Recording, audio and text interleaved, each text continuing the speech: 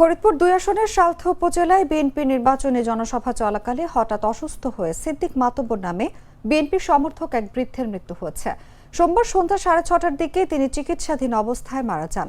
সিদ্দিক মাতুব্বর সালথা উপজেলার সোনাপুর গ্রামের বাসিন্দা ও মৃত খালেক মাতুব্বরের ছেলে। স্থানীয় ও পুলিশ সূত্রে জানা গেছে, সোমবার বিকেলে সালথা সরকারি মডেল হাই স্কুল মাঠে বিএনপির নির্বাচনী জনসভা অনুষ্ঠিত হয়। এ সময় জনসভায় উপস্থিত সিদ্দিক মাতুব্বর হঠাৎ অসুস্থ হয়ে পড়েন। উপস্থিত লোকজন দ্রুত তাকে উদ্ধার করে ফরিদপুর মেডিকেল কলেজ হাসপাতালে নিয়ে গেলে সন্ধ্যার দিকে তিনি মারা যান। সালথা উপজেলা বিএনপি সহ সভাপতি শাহিন মাতুব্বর বলেন, সিদ্দিক মাতুব্বর একজন বিএনপির সমর্থক ছিলেন। তিনি নির্বাচনী জনসভায় উপস্থিত হয়ে হঠাৎ অসুস্থ হয়ে পড়েন।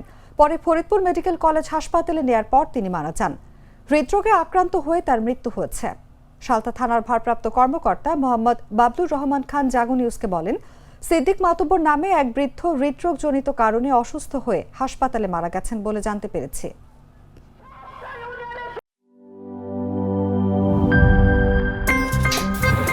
আমার একটা স্মার্ট সিদ্ধান্তে 25% গ্যাসের খরচ কমেছে। ভাবছেন কিভাবে?